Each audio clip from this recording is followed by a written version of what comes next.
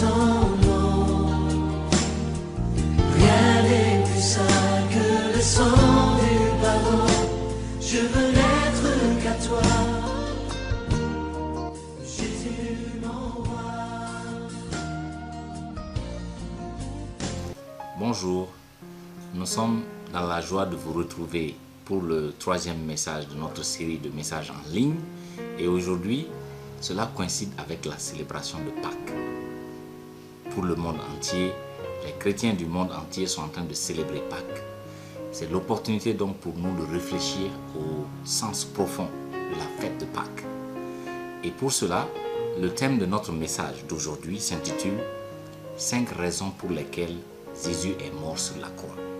5 raisons pour lesquelles Jésus est mort sur la croix. Notons bien que la fête de Pâques tourne autour de ce phénomène de la mort de Christ et de sa résurrection. Si vous enlevez ce phénomène, n'est-ce pas, de la logique de Pâques, vous enlevez l'essentiel.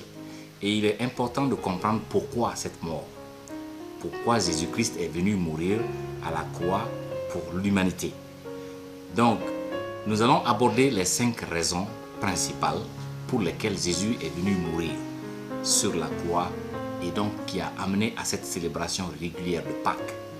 Il y a bien sûr d'autres raisons, mais le temps que nous avons pour faire cette interaction avec vous ne nous permet pas de parcourir toutes les raisons. Certains mentionnent 50 raisons, d'autres ont 100 raisons, d'autres ont 7 raisons. Nous avons sélectionné 5 principales raisons. La première de ces raisons, Jésus-Christ est venu mourir à la croix pour annuler les exigences de la loi de Dieu contre nous. Ceci est illustré dans le texte de Colossiens chapitre 2 verset 13 où nous lisons « Vous qui étiez morts par vos offenses et par l'incirconcision de votre chair, il vous a rendus à la vie avec lui en nous faisant grâce pour toutes nos offenses. » Ici, il est important de comprendre que la loi de Dieu n'accepte pas le péché. Et quand on commet le péché, on est exposé à la condamnation de Dieu. Et Jésus-Christ est venu pour justement annuler cette condamnation.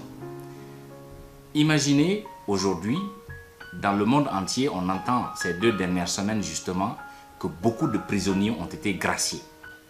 Au Mali, au Burkina Faso, au Niger tout près, on comprend que quelqu'un qui a commis une faute et qui est condamné par la loi, emprisonné, ne peut pas se libérer par lui-même parce qu'il est là-bas sous la condamnation de la loi. Mais une autorité supérieure peut décider de gracier cette personne. C'est ce que Dieu a fait pour nous à travers Jésus-Christ. Quand il est venu mourir sur la croix, il a payé le prix que nous devrions payer et Dieu a décidé de nous gracier. Exactement comme les présidents sont en train de gracier des prisonniers en ce moment. Ceci est donc important. Quand on croit en Jésus-Christ, nous ne sommes plus sous le poids de la condamnation de la loi. Nous sommes libérés de la condamnation. La deuxième raison pour laquelle Jésus-Christ est venu mourir sur la croix et pour laquelle on célèbre Pâques, c'est que Jésus est venu pour donner la vie éternelle à ceux qui croient en lui. Dans Jean chapitre 3 verset 16, nous lisons « Car Dieu a tant aimé le monde qu'il a donné son Fils unique, afin que quiconque croit en lui ne périsse point, mais qu'il ait la vie éternelle. » Ceci est donc pour nous rappeler que si nous croyons en Jésus, nous avons la vie éternelle. Cela veut dire que nous rentrons dans le paradis de Dieu et nous allons vivre dans la présence éternelle de Dieu. Maintenant, je vais faire une sorte de parallèle avec cette maladie que nous vivons aujourd'hui dans le monde. Si on vous dit que dans votre pays, coronavirus est venu, vous devez faire attention, lavez vos mains, n'est-ce pas, la distance, couvrez vos bouches, vous avez le choix, vous pouvez croire en ces choses et vous pratiquez ce qu'il faut pour échapper à cette maladie, mais vous pouvez aussi décider de ne pas croire et prétendre que la maladie n'existe pas et vous allez finir par vous retrouver dans une situation où c'est la mort, n'est-ce pas? De la même manière, si nous croyons en Jésus-Christ, nous allons échapper à la mort éternelle. Et c'est un phénomène. La foi est extrêmement importante pour nous donner la vie. comme devant les maladies comme coronavirus, mais aussi par rapport à la vie éternelle. Si on ne croit pas, on ne peut pas être sauvé. C'est un mystère. La troisième raison pour laquelle Jésus-Christ est venu mourir sur la croix, c'est pour nous libérer de l'esclavage du péché. Dans Apocalypse chapitre 1, versets 5 et 6, on lit ceci: « À celui qui nous aime, qui nous a délivrés de nos péchés par son sang, et qui a fait de nous un royaume des sacrificateurs pour Dieu son Père, à lui soit la gloire et la puissance au siècle des siècles. Amen. » Dans ce texte, on nous précise que Christ est venu pour nous délivrer de l'esclavage du péché. Qu'est-ce que cela veut dire? Vous savez, quand vous regardez dans la vie de certaines personnes, elles sont dominées par le péché. Elles mentent, elles ne se rendent même pas compte qu'elles sont en train de mentir, tellement qu'elles sont habituées à mentir.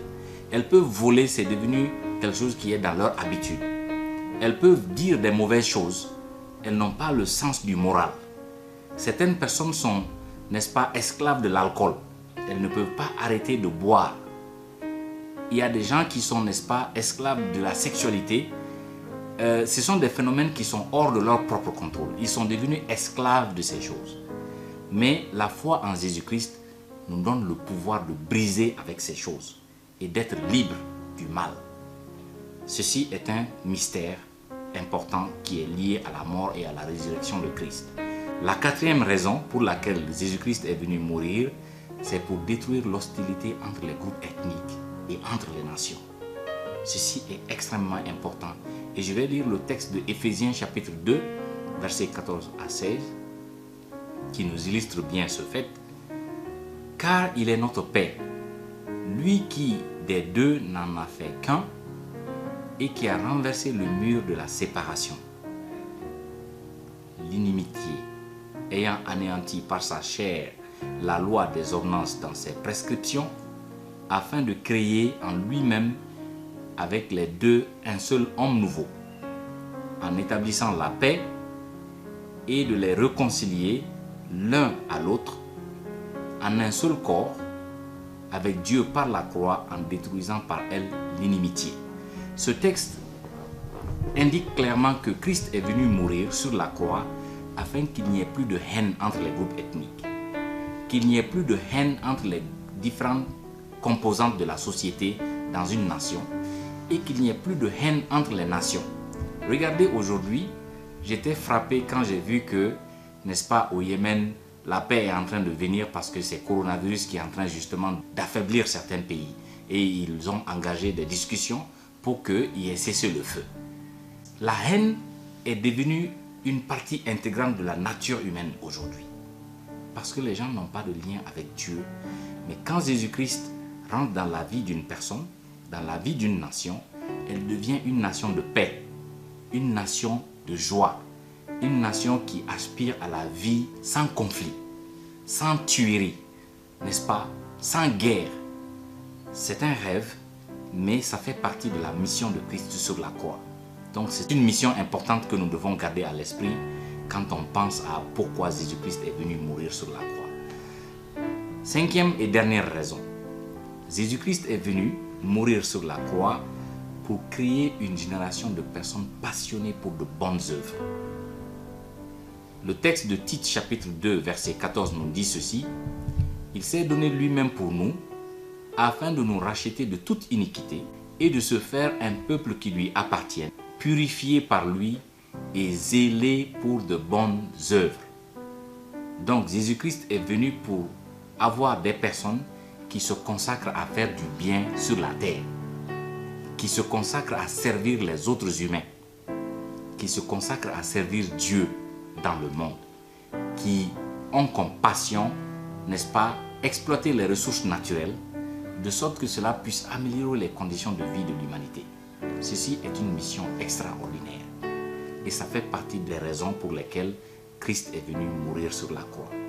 Je vais me résumer donc en disant, Christ n'est pas venu mourir pour que nous puissions célébrer la fête de Pâques chaque année en mangeant, en nous habillant et en nous réjouissant simplement comme cela. Il y a des raisons fondamentales pour lesquelles Christ est venu. Je rappelle, la fête de Pâques nous permet de commémorer le rétablissement entre l'homme et Dieu d'une bonne relation. La loi condamnait l'homme. Jésus-Christ est venu pour enlever cette condamnation et nous sommes devenus libres. Deuxième chose, nous avons obtenu la vie éternelle par la foi en Jésus-Christ parce qu'il est venu mourir pour nous. Troisième chose, la victoire est possible sur le péché parce que Jésus-Christ est venu mourir sur la croix. Quatrième chose, la réconciliation entre les groupes ethniques. La paix est possible parce que Christ est venu mourir pour réconcilier les nations, réconcilier les groupes ethniques. Et la dernière chose, Christ est venu mourir pour que nous puissions servir Dieu dans le monde, servir notre prochain avec amour. Donc, je vais prier avec vous pour clôturer ce message.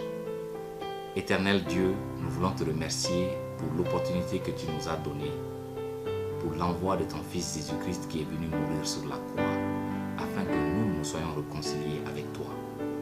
Merci pour la grâce que tu nous as accordée. Merci parce que tu nous as donné la victoire pour vivre une vie sans péché, sans être dominé par le péché. Nous voulons te remercier parce que tu es venu pour instaurer la paix à travers le monde. Nous prions que, Seigneur, cette fête de Pâques soit un rappel pour le monde entier que Jésus-Christ est venu mourir afin que les groupes ethniques se réconcilient, que les personnes dans les mêmes nations se réconcilient et qu'ils puissent se donner la main pour bâtir leur nation au lieu de les détruire. Nous te remercions pour tout le privilège qui est lié à la croix et nous prions pour tous ceux qui souffrent en ces moments, que ta grâce les visite au nom de Jésus. Amen. Donc je termine par ici pour dire de joyeuses fêtes de Pâques à chacun de vous.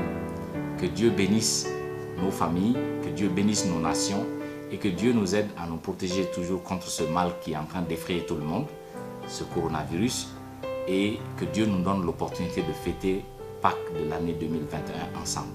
Que Dieu vous bénisse et nous allons nous retrouver pour le message du dimanche prochain.